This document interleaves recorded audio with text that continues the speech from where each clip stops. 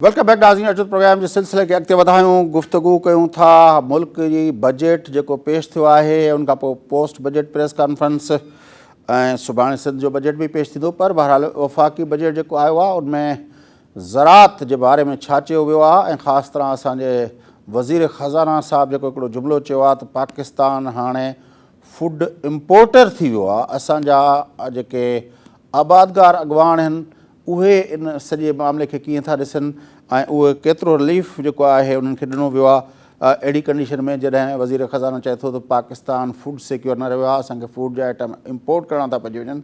उन वक़्तु यकीनी तौर ते हुकूमत जी बुनियादी ज़रूरत थिए थी त उहा ज़राअत खे सब्सिडाइज़ करे, ज़राअत खे इंसेंटिव्स ॾिए ताकी असांजी ज़राअत असांजी फूड सिक्योरिटी जो बुनियादु बणिजी सघे। पर हिते उन हवाले सां छा आहे वाक़इतन हुकूमत जे इन वज़ीर ख़ज़ाना जे इन जुमिले खां पोइ हुकूमत उन ॻाल्हि खे सीरियसली वरितो आहे ऐं ज़राअत खे कुझु ॾिनो वियो आहे उन जे मरातुनि जे हवाले सां या उनखे डेवलप करण लाइ के मेयर्स वरिता विया आहिनि या न, उन ते गुफ़्तगू करण लाइ असां राब्तो कयो आहे सिंध जे मारूफ़ आबादगार अॻवान जनाब ज़ाहिद भुरगड़ी साहिब सां। भुरगड़ी साहिबु, वज़ीर ख़ज़ाना चई छॾियो आहे त पाकिस्तान हाणे फूड सिक्योर न रहियो, फूड असांखे इम्पोर्ट करिणो पइजी वञे थो केतिरियूं शयूं, तंहिंजे लाइ उन मां त ज़ाहिर आहे मतिलबु इहो थियणु घुरिजे त हुकूमत वटि जेका एमरजेंसी हुजणु घुरिजे त ज़राअत जी डेवलपमेंट लाइ टास्क फोर्स ठाहिजे ऐं ताकी मुल्क खे हिकु दफ़ो फूड सिक्योरिटी ॾे वठी अचिजे। तव्हांखे लॻे थो त उहा उन तरह जा के मयर्स बजट में तव्हांखे नज़र अचनि था? अर्ज़ इहो आहे त बजट जो टोटल जेको अमाउंट आहे तक़रीबन 8,450 अरब जे लॻभॻि ई बजट आहे। जी सर। इन में 8,450 अरब में सिर्फ़ 12 अरब रुपया ज़राअत ते रखियल आहिनि। हाणे इहो जेकॾहिं पाण परसेंटेज लॻायूं बजट जो ऐं 12 अरब ऐं 8,450 में तव्हांखे इन में अंदाज़ो थी वेंदो त ज़राअत ते केतिरी प्रायोरिटी आहे।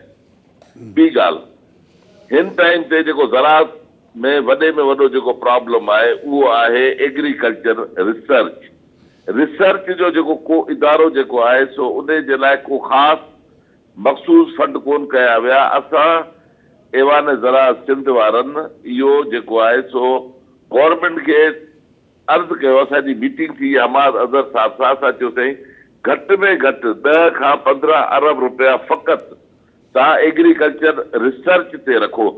रिसर्च ते रखंदा त नवां ॿिज ठहंदा त तव्हांजी प्रोडक्शन एग्रीकल्चर वधंदी। हाणे हिन टाइम ते जेको बीटी ॿिज पहिरीं आयो हो उहो ई बीटी ॿिज हले पियो हिते, उनखे माइनस प्लस उनजा नाला मटाइनि पिया, पर नई का कॉटन ते अञा ताईं तहक़ीक़ कोन थी सघी आहे। जेको कॉटन रिसर्च इंस्टीट्यूट आहे मुल्तान में उनजे मुलाज़िमनि खे 3-4 महीननि खां पघारूं कोन मिलियूं आहिनि। इन जी माना उहो इदारो बि जहिड़ो कर न हुअण जे बराबरि आहे इस्लामाबाद में। उन जी पोज़ीशन छा आहे, उन में मूं जेको आहे सो मुश्ताक साहिब सां ॻाल्हायो, उन चयो यार हिते जेको आहे सो अहिड़ी रिसर्च जो हिते कमु कोन थो हले। हाणे जेकॾहिं तव्हांजो सॼो दारोमदार सारियुनि जो सॼा ॿिज जेकॾहिं ईंदा चाइना मां, मिर्चनि जा भाॼियुनि जा ॿिज ईंदा चाइना, थाईलैंड ऐं इंडिया मां, माना तव्हांजो जेको ॿिजनि जो सॼो दारोमदार जेकॾहिं इम्पोर्ट ते हूंदो त पोइ उन्हनि जे अंदरि जेको आहे कॾहिं कॾहिं तव्हां इहो ॿुधो था त सारियुनि में जेके आहिनि में दाणो कोन्हे, सारियुनि में फलाणो प्रॉब्लम थी वियो। तव्हांजा आए ॾींहुं के न के तव्हांजा प्रॉब्लम अचनि था। छा मसइलो आहे, हेॾो वॾो एग्रीकल्चर मुल्क आहे, उनखे पंहिंजो ई ॿिज करण जे लाइ कोई अहिड़ी हिननि वटि का अहिड़ो रिसर्च सेंटर कोन्हे, अहिड़ो का ॿिजनि ते रिसर्च कोन पियो हले। उनजे करे जेको आहे त तव्हां ॾिसो त हिन साल पंहिंजी जेका आहे कणिक जो जेको ओवरऑल एवरेज आयो आहे, नेशनल एवरेज, उहो 24 मण एकड़ जो नेशनल एवरेज आयो आहे, जेको शर्म जोगी ॻाल्हि आहे 24 मण जो ॿिज जो अचणु। जॾहिं त इंडिया जे अंदरि जेको इंडियन पंजाब आहे उन जे अंदरि जेको कणिक जो आहे 82 खां 83 मण जो एवरेज आहे। पाण 24 मण में छो उते रिसर्च जो कमु थिए पियो? ऑल्दो उन सां एग्री कोन थो कयां, इज़राइल उते उन्हनि सां गॾु सहकार करे पियो, पर हुननि जी एग्रीकल्चर तमामु घणी अॻियां वधियल आहे। तव्हां ॾिसो त जॾहिं पाकिस्तान ठहियो हो तॾहिं 17 ज़िला पंजाब जा पाकिस्तान में आया, 14 ज़िला इंडियन पंजाब में विया। पंजाब जा जेके इंडियन पंजाब जा 14 ज़िला आहिनि उहे पूरे हिंदुस्तान खे फीड कनि पिया। पंहिंजा जेके 17 ज़िला उहे पोइते रहिजी वियल आहे। सिर्फ़ु रिज़ल्ट छा आहे, पंहिंजो एग्रीकल्चर रिसर्च में हिकिड़ी ॻाल्हि आहे, को कमु कोन थो थिए। ॿियो, भाण जी सब्सिडी में का शइ किथे बि ज़ाहिर कोन्हे को भाण जी सब्सिडी लाइ का बि एलोकेशन कोन्हे। उन खां पोइ तव्हां ॾिसो आबादगारनि जो मेन अॼुकल्ह दारो मदार आहे, ढगनि वारो दौर त ख़तमु थी वियो, हींअर ट्रैक्टर जो दौर आहे। ट्रैक्टर जेको आहे सो 16 लख वारो अॼु 26.5 लख रुपए जो ट्रैक्टर थी वियो आहे। आबादगार कहिड़े वटि 26.5 लख रुपया पिया आहिनि जेको ट्रैक्टर वठे? तव्हां छा था चओ, असां तव्हांखे 1.5 खां 2 लख रुपया इंट्रेस्ट फ्री लोन ॾींदासीं। अदा तव्हां 1.5 लख रुपया इंट्रेस्ट फ्री लोन ते ॾींदो, बाक़ी 25 लख किथां ईंदा जो असां ट्रैक्टर वठूं? इन जी माना इन जो बि को फ़ाइदो कोन थियो। एग्रीकल्चर जी में न भाड़ लाइ का सब्सिडी, न ट्रैक्टर लाइ का ज़रई मशीन लाइ सब्सिडी, न को नवनि ॿिजनि जी रिसर्च लाइ को फंड। मूंखे का शइ ॾिसण में कोन थी अचे। मूंखे कॾहिं कॾहिं शर्म बि ईंदी आहे। तव्हांखे तव्हां ॿुधो हूंदो त असां पुछंदा आहियूं, अदा कणिक जेका आहे त सिंध में पाछाटी कणिक जो ॿिज कहिड़ो आहे? साईं, सिंध में पाछाटी कणिक जो ॿिज आहे TJ83। TJ83 माना 1983 में जेको ॿिज तयारु थियो हो, उहो अॼु 38 साल थी विया आहिनि। उहो ई TJ83 ॿिज कणिक जो पाछाटो पियो हले सिंध जे अंदरि। पाण 38 साल पुराणी टेक्नोलॉजी में हलूं पिया। दुनिया जेको आहे सो अलाए किथे वञी चंड ते पहुती आहे। तो जेसि ताईं साईं हिननि ते को बि सीरियसनेस को, त मुल्क जेको आहे हींअर हिन टाइम ते मां तव्हांखे ॿुधायां त पाण तक़रीबन $6.2 बिलियन जेको आहे सो एग्रीकल्चर इंपोर्ट ते ख़र्च कयूं था, जंहिंमें एडेबल ऑयल आहे तक़रीबन 2.8 बिलियन जो, पोइ दालूं पल्सिस आहिनि 1 बिलियन जूं, कॉटन जेका आहे सा उहा तक़रीबन लॻभॻि 2 बिलियन जी इंपोर्ट पई थिए, पोइ खंडु आहे, कणिक आहे, कहिड़ी शइ आहे जेका पाण इंपोर्ट कोन था कयूं? हर शइ पंहिंजी इंपोर्ट पई थिए, ॿाहिरां घुरायूं पिया। जॾहिं त 6 बिलियन जे लाइ IMF खां लोन वठण लाइ सॼे मुल्क जी इकोनॉमी पाण ऊंधी करे छॾी। दुनिया में महांगाई जो तूफ़ान अची 6 बिलियन जे करे। हेॾा 6 बिलियन जी जेका आहे 5 सालनि में 6 बिलियन IMF खां मिलनि पिया, उन सॼे पाकिस्तान जो नक्शो ई मटाए छॾियो। जॾहिं त 6 बिलियन जी ते एग्रीकल्चर इंपोर्ट थिए पई हर साल, उन पासे कंहिंजो को ध्यानु ई कोन्हे।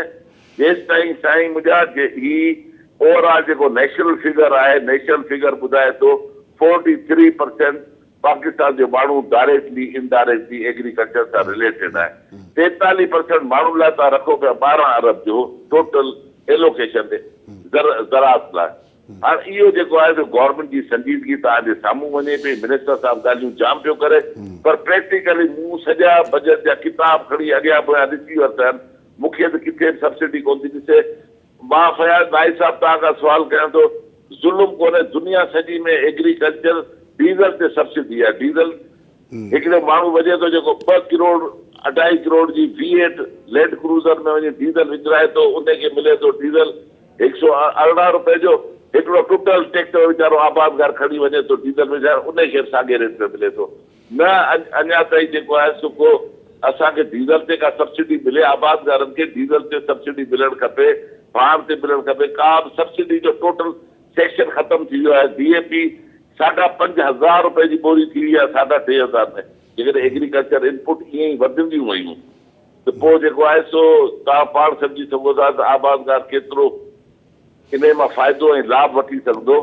वरी असां रड़ियूं कयूं था बाबा एग्रीकल्चर रिसर्च ते कमु कयो। वॾी महिरबानी ज़ाहिद बुर्गड़ी साहब, तव्हां धरती TV सां असांजे प्रोग्राम दी न्यूज़ रिव्यू में ॻाल्हायो। तव्हांजी वॾी महिरबानी। तव्हांजी वाकई इहा ॻाल्हि आहे जेका मूं सवेर बि चयो पिए त जेकॾहिं फाइनेंस मिनिस्टर चए थो त असां फूड इम्पोर्टर थी विया आहियूं, मतिलबु फूड सिक्योरिटी असांजे मुल्क में न रही, त हुकूमत खे, वफ़ाक़ी हुकूमत खे, जीअं तव्हां चओ पिया 8,000 ऐं हेतिरा पंहिंजो बिलियन जो जेको आहे बजट आहे, उनमें 12 बिलियन बजट सिर्फ़ु ज़राअत लाइ रखणु ऐं उहा बि कीअं यूटिलाइज़ेशन थींदी उहा पंहिंजी जाइ ते तमामु वर्स्ट कंडीशन आहे। हुकूमत जी जेका आहे प्रायोरिटीज़ जेके उन्हनि जूं बजट जे अंदरि जेके रखियूं आहिनि, उनमें ज़राअत खे जेका प्रायोरिटी मिलणु घुरिजे आहे, उन हवाले सां हुकूमत उनखे मुकमल नज़रअंदाज़ कयो आहे। नाज़रीन सां गॾु प्रोग्राम जो वक़्तु पूरो थिए थो। पंहिंजो मेज़बान फयाज़ नाश खे इजाज़त सदाईं गॾु।